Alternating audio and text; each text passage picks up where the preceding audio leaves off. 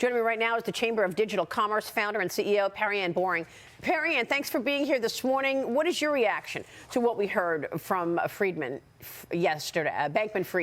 yesterday? Yeah, so first, I did not watch this interview out of principle, and it comes down to a point that Kelly just made, that he is trying to paint a picture. Remember, this person allegedly committed and pulled off a horrific fraud.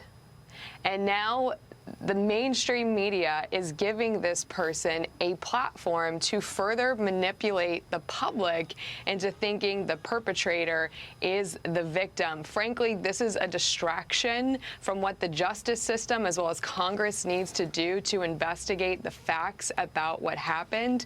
We do need to enforce the laws against those who break them, and then we need to get back to the important policy making that's been going on in Washington, D.C. to ensure we have a regulatory environment that attracts businesses to get regulated in the United States under the U.S. laws and bring regulated products to market. So we need to be very careful about giving criminals a platform to mislead people and enforce the laws against those who have betrayed them. Well, you know, we're going to talk with Cynthia Lummis coming up. The senator is coming out with a bill on just that.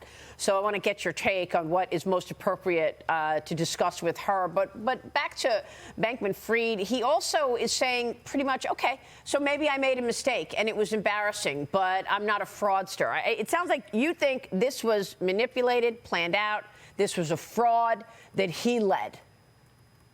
Yeah, I think this was disrespectful to the office of the Treasury. Why would we put him on a stage, the same stage with Secretary Janet Yellen? It's disrespectful to her. It's disrespectful to the victims of this crime. Yeah. And it's disrespectful to the important office that policymakers hold. This was a completely inappropriate. They're sensationalizing this into entertainment. We need to focus on the justice system's role and encourage the justice system to vigorously enforce the laws against perpetrators. Here's what he said yesterday in terms of being embarrassed and making mistakes. Watch.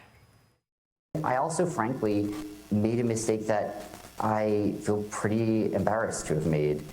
I mean, a lot of these are, but I substantially underestimated what the scale of a market crash could look like and what the speed of it could look like. So that's his story, and he's sticking to it, Perianne. I mean, will there be evidence to indicate otherwise?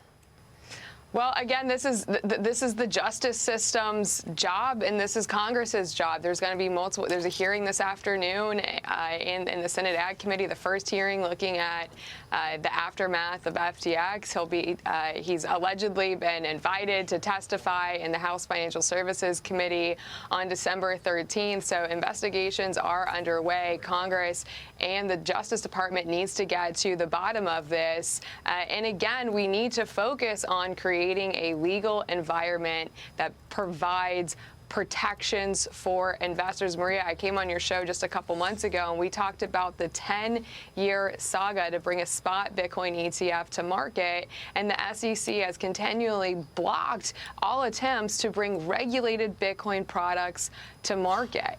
So if we had regulated products here in the United States, I don't think you would have seen the type of volume in these offshore exchanges. Wow. Really incredible. All right, we're going to talk with Cynthia Lummis about that. Perianne, thank you. Perianne Boring, so much. And we'll be right back with the next hour of Mornings with Maria.